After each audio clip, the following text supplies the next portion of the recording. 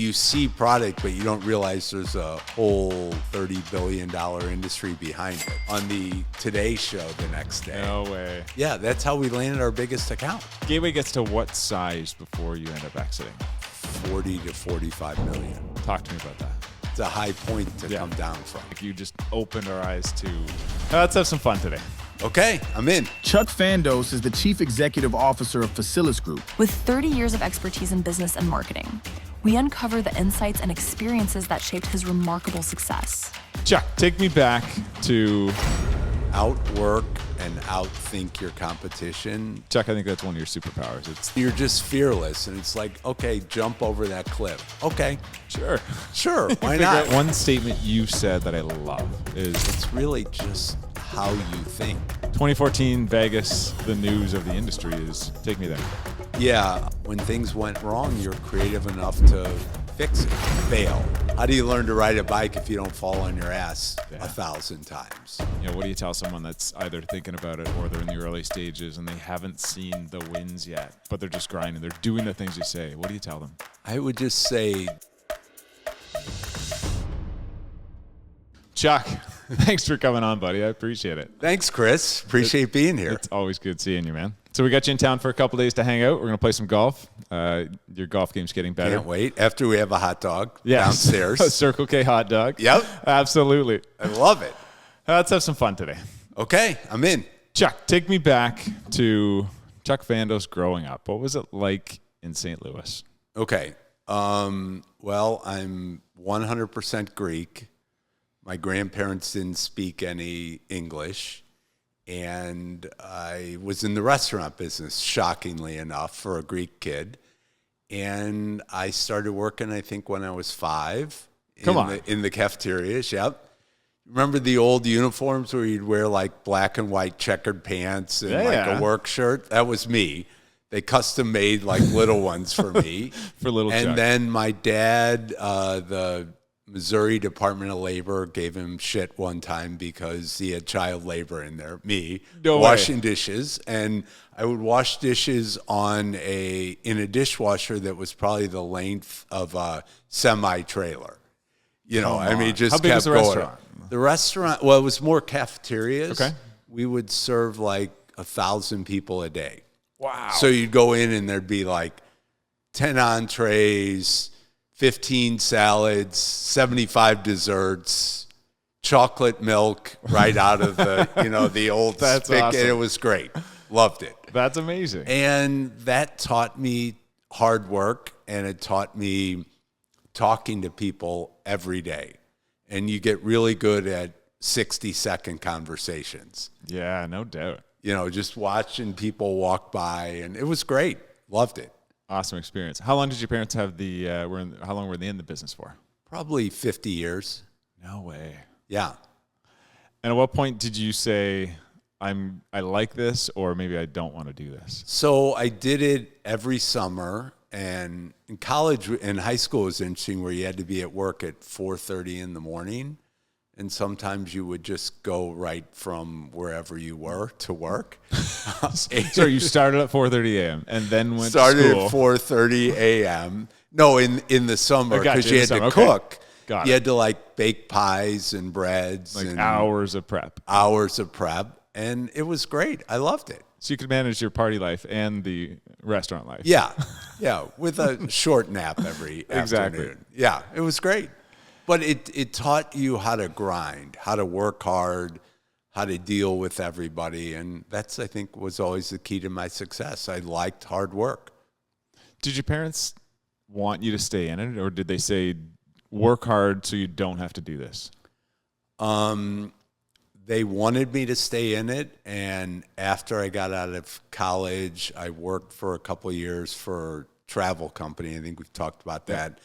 Traveled the world, and then I went back into the restaurant business right when a year after I got married, and realized that wasn't my life calling, because you can literally lose everything in a day in the restaurant business.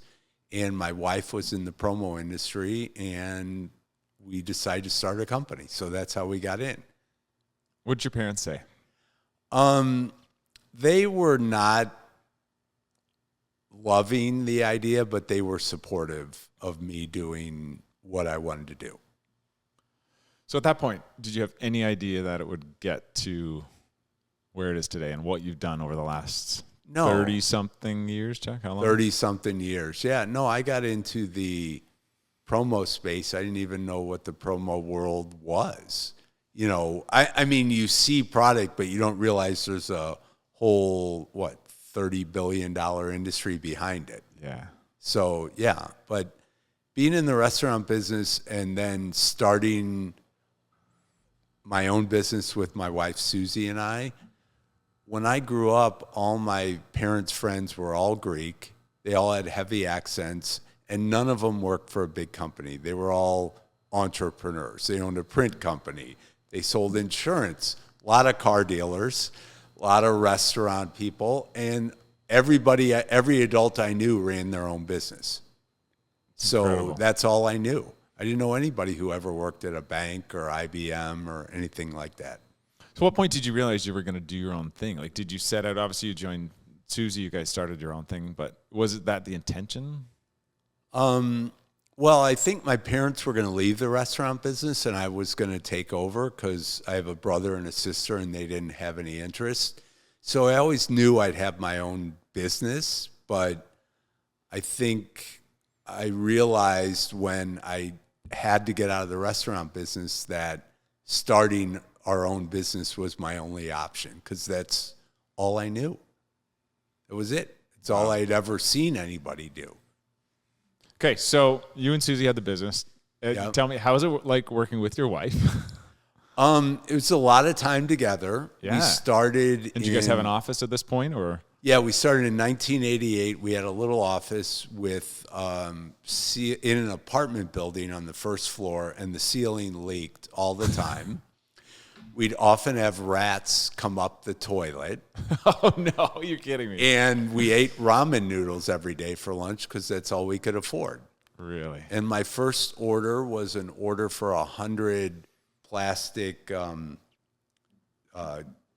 things, ball markers. Come on. $17 order, first order in the promo world. That's incredible. Yeah.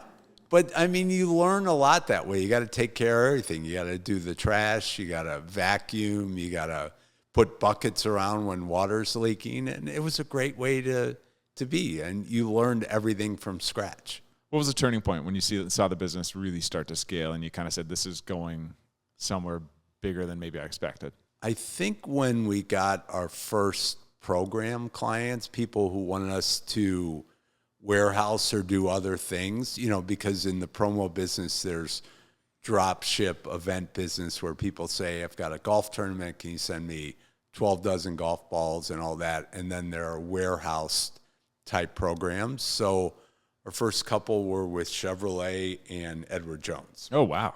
Two big brands. Yeah. And then what was really interesting, we started in 88, didn't know what we were doing. And in 1990, we ran a tent for 4 months for Corvette in San Diego for the America's Cup and sold merchandise on there. So I spent a ton of time in San Diego, and it was just cool. fun. You just never knew where your clients were going to take you. And we had great clients, and we used to do Gateway Computers, which was the cow-spotted computers. You're probably too young to remember that. But, traveled around, opened stores, and it was just fun. And I love people, and I love relationships. So we enjoyed it. What was the best learning experience for you as the company was building from a professional standpoint? I think realizing getting fired by clients for whatever reason and realizing that, life in owning a business doesn't just go like this. It's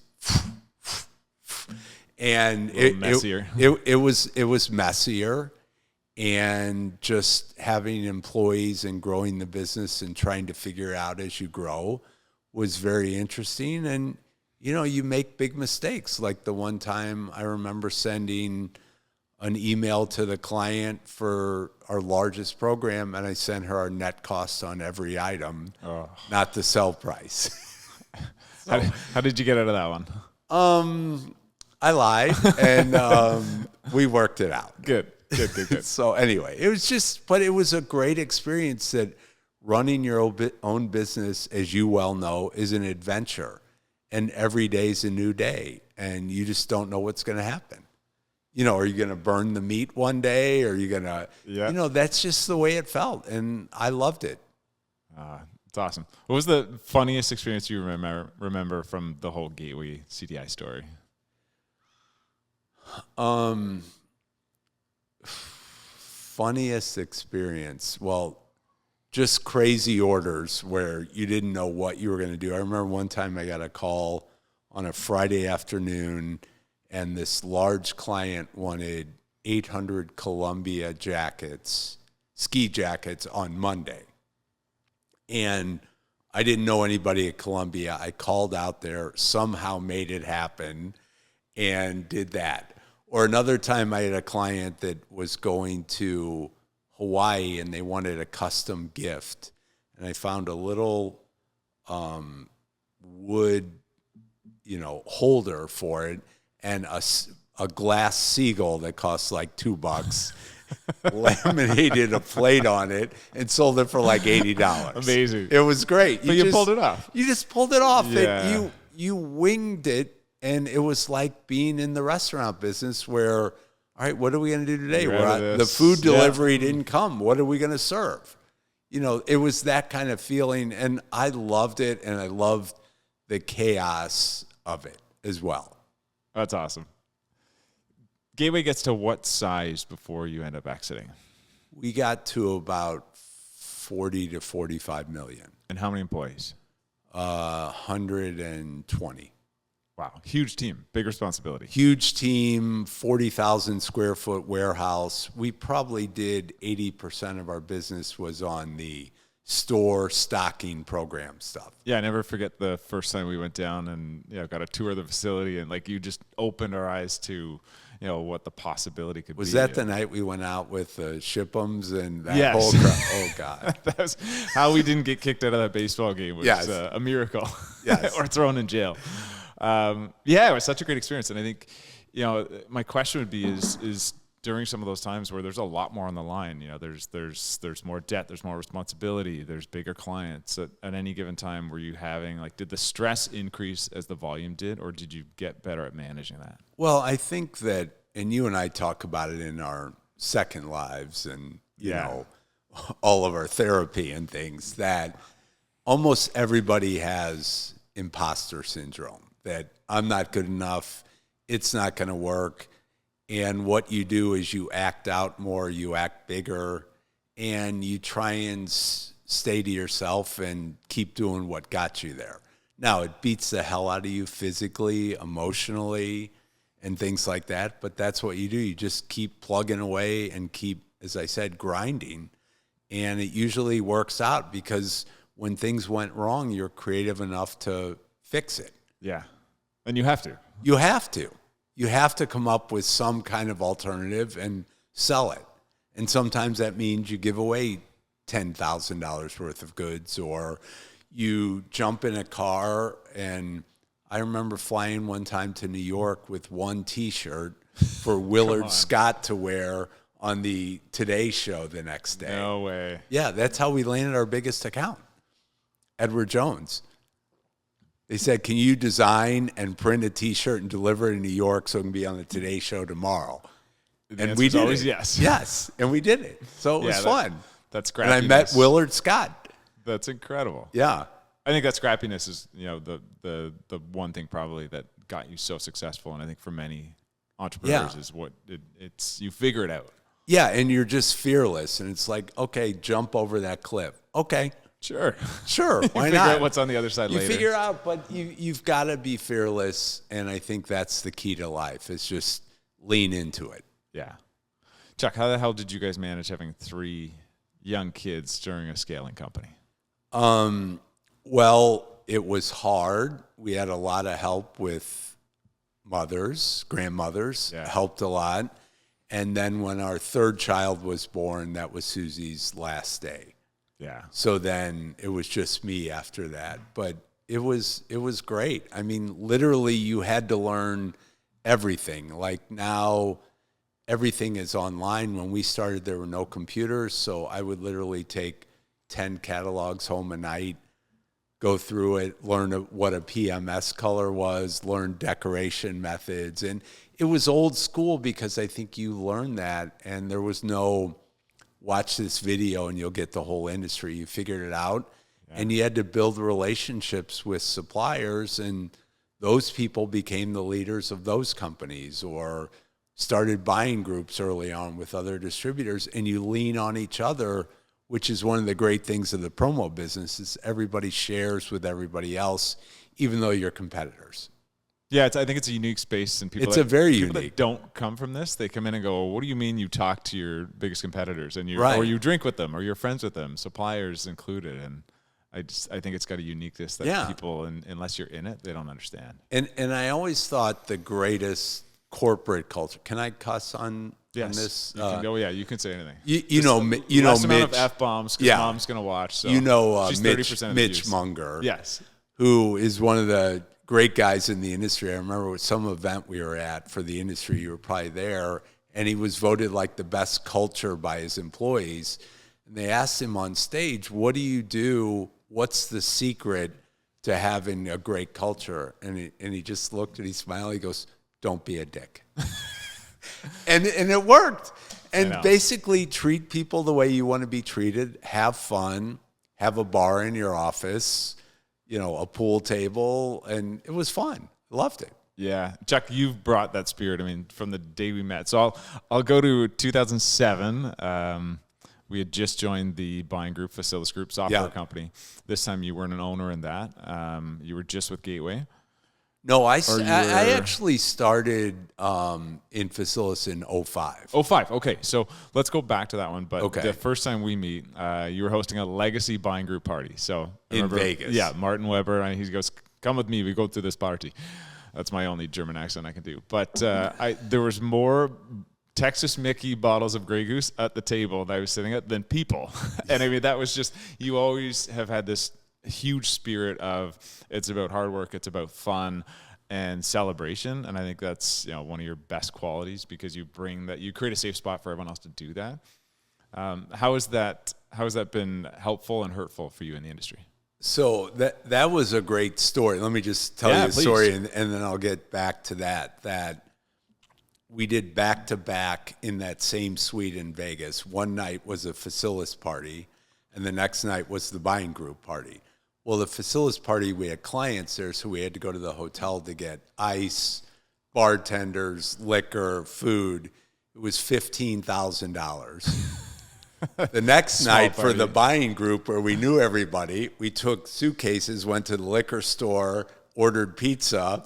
It was more fun and it cost $1,000. Exactly, yeah. That you learn that when you throw a good party, you need paper towels, trash bags, and red Solo cups. That's awesome. And ice. Great advice. That's it. Yeah. No, you've just had an amazing spirit. No, but I always enjoyed the people side of things because that's how I grew up. My family would yell and scream. When you get the family, we Greek dance together. And, I just like that. And I like talking to people.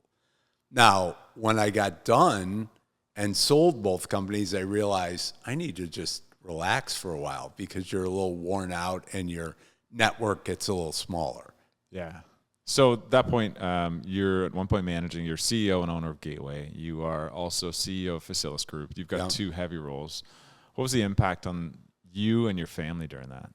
Yeah, I ran two companies for 15 years, and it was financially successful, but, physically, emotionally, it's tough. Because it's go, go, go. Your phone's going all the time. You're getting 300 emails a day.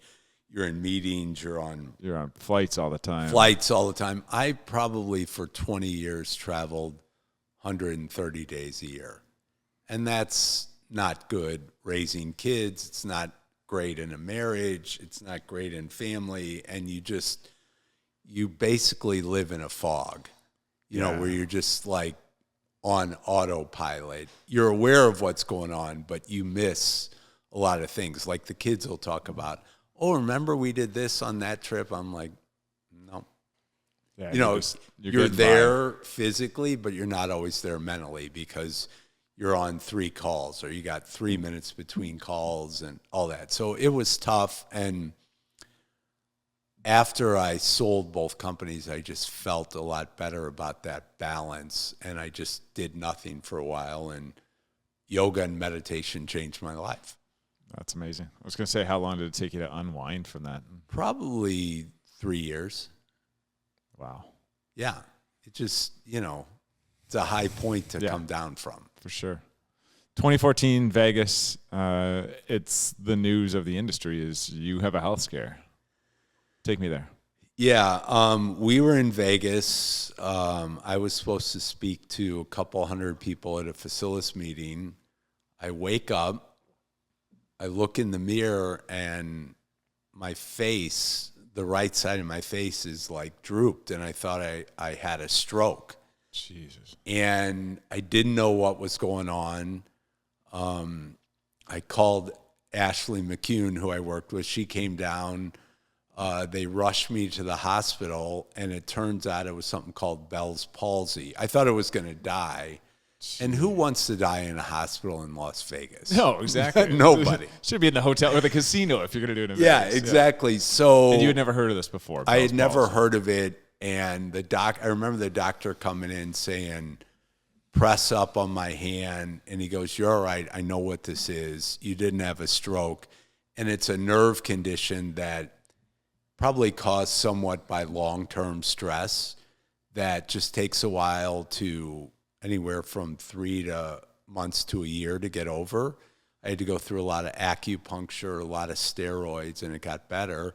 And I think I came to speak in Canada a week later, and that was the stupidity that, I looked not healthy, I'll just put it that way. Yeah. And was hard to understand. But I felt, well, I made this commitment, I've got to go, instead of going, why would I do that? Why wouldn't I just stay home and chill out? But I didn't know how to say no, and I didn't know how to not work hard. Yeah, and I think I now understand the other side of that as far as the story for me was always like, holy shit, Chuck had this crazy health scare. 2 weeks later, is on a plane to Toronto because we invited you to talk at our AGM, being, the person you are in the industry. And we were also excited to have you there, at the time. And I think part of it is, wow, that's incredible. Just for the fact of physically how you look, like you're drooling. Yeah. And I think it was so admirable. But at the same token, I can see the side now where you're like, shit, I should have just stayed at home. I should have stayed at home. But I didn't know how to say especially no. the fact, I don't think you paid anything for me to show up. No, I didn't pay attention to half of it too. But I thought it was really cool to have you there. It was so good. Yeah, and I get that for sure. I mean, that's a hard. So were you, a year recovery to finally get back to? Probably like 6 months. Yeah. But that's just life. Life throws you things, and I think you learn the most when you're fearful and when you fail. That's how you keep climbing. Yeah. And you got to just keep going, and you get knocked down and you get back up, but yet you got to think of yourself. You got to take care of yourself, and too many people don't do that, or they go too much the other way. And, we don't need to get into work from home, but that wasn't my generation. And, you just show up. Yeah, for sure. So anyway. Speaking of failures, is there one or two defining moments in your career, from both companies that you look back and say, that really helped me and I appreciate that, or I would have done things different? Well, I think that I learned so much from the people that I worked with were amazing. Conrad Franey, my partner forever. Conrad. At Gateway CDI was great. Dan Rochette and Martin Weber at Facilis, and then working with Ashley McCune, Matt Lamb. So many people that I worked with at Gateway were just tremendous, and so many clients that are still great friends to this day that you just learn so much from those people, and they're part of your circle of life, and it was great. I love that. And that I think relationships are what, and all these happiness studies are all about, are you in love? Are you in good quality relationship? That makes a full life. Yeah, absolutely. How many people did you find it hard when you exited both companies? You've got some space now. It wasn't a hard line, but it was a pretty quick. Yeah. You're not working, and you said you take a couple years. How was it letting go of some of those relationships, or choosing the ones you wanted to, and having to let go, or wanting to let go of some of them? Well, I think you figure it out, Chris, as you're going. There's no set plan. Like I've thought of writing a book about retiring 10 times, but it would be different every 3 months what I would write. And I think you just have to pull back on that circle and, how much time you want to spend on the phone? How much time do you want to do all those things? And I tried to get more curious and adventuresome away from business stuff as I retired to learn new things. To be out in nature more, to hike more, to be on the water more, to just do things like that. It's great that you've got to think about others, but you've got to be grateful, and you have to spend time trying new things. Yeah, constantly learning and growing. Constantly learning and growing, because for 25 years, it was just head down, go, go, go. Yeah. How was the move to Florida? You're splitting between St. Louis and Florida. How did it impact you and your family? At first, I was the one who kind of pushed that move that I had in my head. Oh, you've done well. You should retire in Florida. And now they all love it. And I'm the one who's thinking maybe we shouldn't be there anymore. Yeah. Because Florida's a little batshit crazy, just like a lot of the U.S. now. But it's great. I love both places. I love being in St. Louis. I love being in Florida. I have great friends everywhere. And with all the traveling I did, my friends are literally like yours all over North America. So it's not like they have to all be within 5 miles of where I live. Yeah, that's great. So it's great. So I have great friends in Florida. I have great friends in St. Louis, and I have great friends everywhere. That's awesome. A couple books you and I have talked about a lot. One by Michael Singer, another one by Joe Dispenza. Yes. Talk to me about those, or maybe the one piece that's changed your life the most the last few years. Yeah, I think the Michael Singer book, The Untethered Soul, which is basically about we all have this voice in our head that tells us we're weak, we're not tall enough, we're not smart enough. It's a negative thing, but that voice creates our inner reality and also predicts our future, kind of like when the Chinese build islands out of nothing in the South China Sea and then put air bases on it. That's what happens in your head. You believe these things that aren't true, and yet you're the only one who hears it. And that book taught me that there was a voice in my head that wasn't interested in me. It was just negative thoughts. And once you turn it off and hear nothing and become more present and aware, life gets a lot better. How the hell did you do it? Meditation helped a lot. Yoga helped a lot. Like, I love yoga. It's like meditation. And I think my yoga mat's a magic carpet when I get on it. That's awesome. And I just close my eyes. I'm like, I'm flying. It feels really good.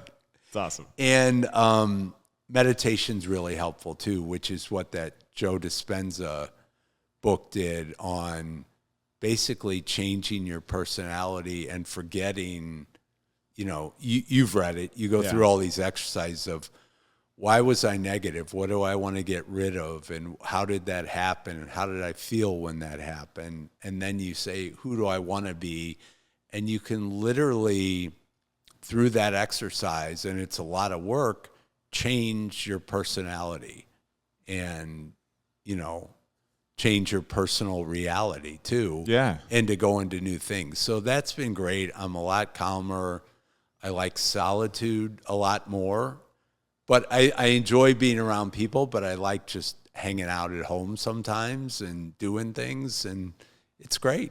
But I think those two books, especially the Michael Singer book, I would recommend it, and I've probably given 50 books away, and probably 2 people have read it.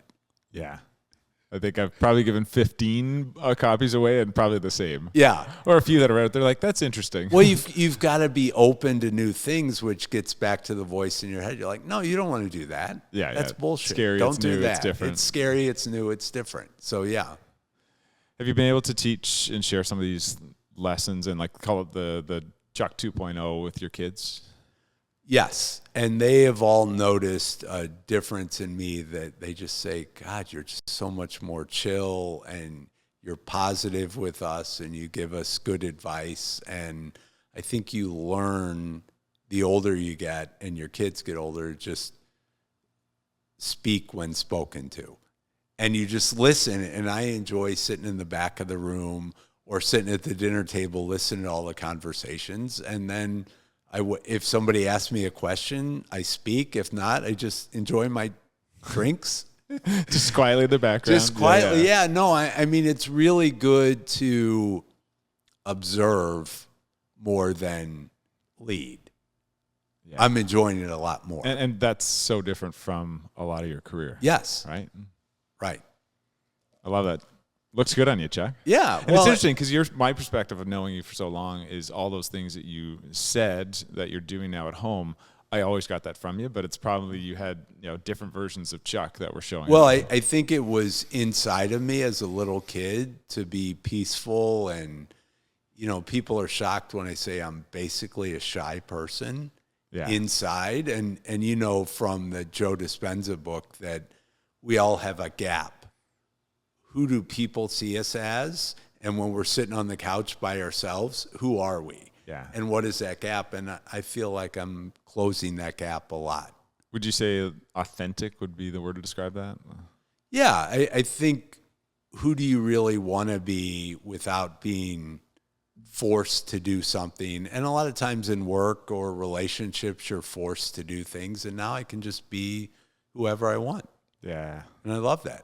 Looks good on you, buddy. Thank you. I love it. I appreciate it. You look great. Looks good on you. Thank you. We talk a lot about these things. Yeah, we have a lot of great life chats. Chuck, you've been there as a mentor early on and then as a friend, and I'm so proud of both. And you continue to be both of those for me. And again, it's been just I think I've helped you in every area but golf. Well, we're hopefully this afternoon. I'm playing so bad right now. I was just saying to you earlier, like I've debated quitting the sport. It's a battle in between my ears. So yes, I'm very. We'll see what open. happens. Yeah, exactly. We'll see. Okay, I want to go back to fun, Chuck, because there's so many funny stories, but you've just this side of you that I'm going to assume, and we talked about before, you get it from the restaurant side. So I'll share a couple stories. One is we're at I think an ASI conference, 250 people in the room. The afternoon session after lunch is dragging ass. First break right after. Servers come in with like platters. I think there's 8 of them. They come in. You order 250 vodka sodas for the room. And everyone's like, yeah, Chuck, this is awesome. The other one. Well, I had to speak and they had to listen to me. So I thought everybody would like a drink. There was strategy. It was very much appreciated. The other one is you were down, I want to say 2018 maybe, and we take you to Niagara-on-the-Lake, showing you the town, which was very quiet. I mean, it's quiet on a busy night. The Angel Inn, and I think I'd said, Chuck, you know what? You're not allowed to pay tonight. It's on us. There's 30 people in the bar. You're like, okay. And you ordered 100 shots of Jaeger, and like we could barely give them away. But well, you wouldn't let me pay for anything, so I deserved it. I had to teach you a lesson. So I walked around the bar, and everybody loved me. So it was mentorship. And then we got a ride to the other bar in the van. In the van with the guy with 2 wives Don't and go a peg. there. Like, okay, that's it. Where did you get that spirit? My assumptions from your family, the hospitality, from this always wanting to serve and people have fun. Yeah, I think it was just growing up where my grandparents, they always had people staying at their house. People would drop by and just have dinner without telling them, and it was just a hospitality mentality, and that's kind of what I was in the restaurant business. So I just always thought that you want to share, and in business, I think I learned early on. I had some mentors after the restaurant business that one guy told me, always be the last one up at night, pay the bill, and be the first one up in the morning. So I would have to close the bar bill at 2:30, and then for, customers, and then those other customers who didn't drink wanted to meet at 6:15 for breakfast. So you just learn to do both of those, and then you'd get home, especially like every year from Las Vegas, the big show, and then you just like collapse for 48 You're dead, hours. Yeah. You're out. You're dead. But I think that's the way to go, and it's just, entertaining is hard work too, and you want to talk to people, and those events, you have 1,000 90-second conversations with people. Yeah, and I think people don't, unless they've done it, they don't realize how tiring that can be. It's even for an exhausting. extrovert. Yes. I mean, you're just on every single minute, and I can only imagine that when you get home. I mean, we've talked about it. You're like, I'm out for 2 days. Like I can't talk to anyone. I'm recharging, getting back. But my fondest memories of anywhere in life are about people, friends, laughter, music. It's all about just being together, family, doing stuff with the kids. We were with our kids in New York this weekend and just had a great time hanging out. It's fun. Yeah, Chuck, I think that's one of your superpowers. It's the ability to you make people feel good. You're a wonderful host. You ask great questions. I've always admired that. And people don't realize how stupid I am because I'm really good at socializing. So that's what's great about it. I'm the guy that surrounds myself with much smarter people. Trust me, I get it. It's a strategy. I have no problem being the dumb guy in the room. Yes. But no, it's great. So what's next? You've had a few years sort of, the businesses are sold. You're dabbling in some new things. Tell me where you're at. So after I fully left Facilis in probably 2020, I did nothing for a few years and got kind of bored. I got really good at laundry and the dishwasher and cooking. Good. And my wife Susie taught me a lot of things about fixing toilets, and because she was the handyman. Yes. And now I do a lot of that stuff, but I realized that mentally I needed a little bit more. So I started consulting for a few firms, and I've been doing that a little over a year, and it just felt good. And now I'm going to work with Ashley McCune, who started at Gateway CDI and then took over at Facilis after I left, and is great. She started a company called Exec to Coach, and you're going to coach, I'm going to coach. David Nicholson in the industry, Sheila Johnjoy. It's just great. We've got great people, and I like helping people. And I think when you're not emotionally and financially attached to a business you're consulting with, you have more of a clear head, and you're a better coach that way. Yeah. So I'm enjoying that, and we'll see where that goes. I'm happy for you. Yeah. It's a wonderful spot. Happy for you. And I will make a plug too. I mean, just the work that you've been able to do as an advisor with our company, Brand Boulevard, has been awesome. And I think you realize there's so much value you can bring. And like you said, not being financially attached, having skin in the game, and you can really just be authentically you. So. Yeah, I love it. And does Sinclair Global need any consultants? I mean, we just got mugs, so yes, we do. Depends on the price, I think. How about a mug? That's the start. You can get 2. Okay. We'll put them in your Good. suitcase. Thank you. I appreciate that. Chuck, what would you go back and tell 30-year-old Chuck? I would probably go back and tell 30-year-old Chuck, outwork and outthink your competition, but find some balance for you and your family. That I think I came from a generation where work was your number one priority, and for a lot of people now it's maybe somewhere between 5 and 10. I would have made it like 2 or 3, like work maybe as many hours, but mentally I would have been more present at home, more present for myself and my health. I think I've lost 30 pounds since I quit working. And it's hard. And, but I think that outworking and outthinking people is a great way to get ahead, but you can still have balance. Yeah. It's great advice. So grind, but find that balance and find some space for yourself. and your family and your relationships and things like that. I was telling Gabe over the weekend, Sunday was one of the first days in a while that I put my phone away, and it was a reminder that it will always be there, but you have to set boundaries. And we had a great day with the boys and my wife, and it's hard though sometimes when you're in it. And you said you even fell asleep on the couch. Yeah, it which was you haven't amazing done watching forever. golf. Yeah, it was wonderful. So always a balance.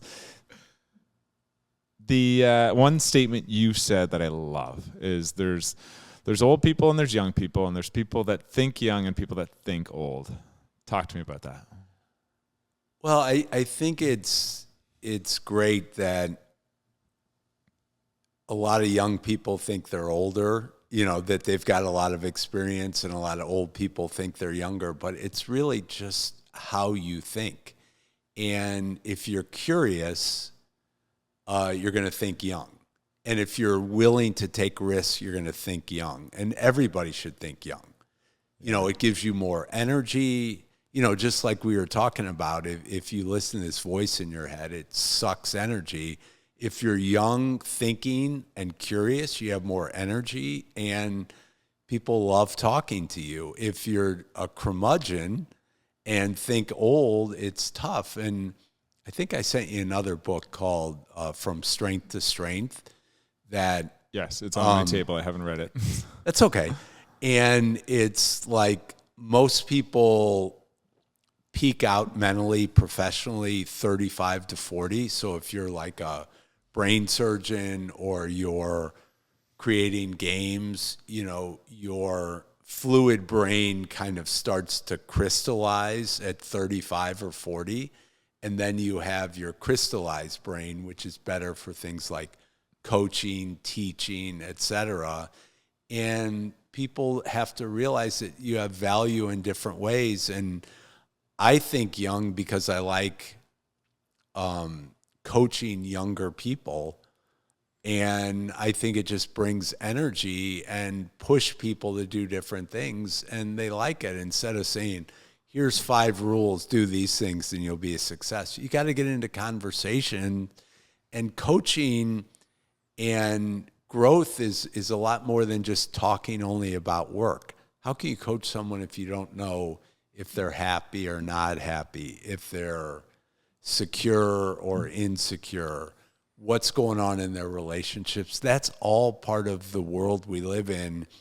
And I used to think that work was work and everything else was different. And now everything's, and always has been, connected. Yeah, I just didn't recognize that. Yeah, that's awesome. So I try and think young. So it makes you a great coach, buddy. Yeah, well, I look old, but I try and think young. You look great still. It's the awesome salt and pepper still. And I'm going to kick your ass on the golf course. Yeah, we're going to have to gamble. The last question I have for you, Chuck, is for someone that's starting out in the business, and maybe it was similar to young Chuck advice, but what do you tell someone that's either thinking about it or they're in the early stages and they haven't seen the wins yet, but they're just grinding, they're doing the things you say? What do you tell them? I would just say, don't worry about falling down. Don't worry about failing. Don't worry if there's a net below you. You're going to figure it out, and you get so much more knowledge trying things than you do reading things or being told what to do. Fail. How do you learn to drive if you don't hit a few things? That's right. How do you learn to ride a bike if you don't fall on your ass 1,000 times? So that's what I would tell people, is be more of a risk taker in life, but look at yourself and take care of yourself at the same time. It's beautiful. Yeah. So I just think that that's a good way to go, and put the phone down and go out and explore without input. Go outside. Go outside. Go outside with no electronics, and you'll be happy. On that note, let's go golfing this afternoon. Okay, sounds good. Chuck, I love you, brother. Thank you so much for coming. Thank you. I appreciate it. All right, take care. Thanks. Loved it.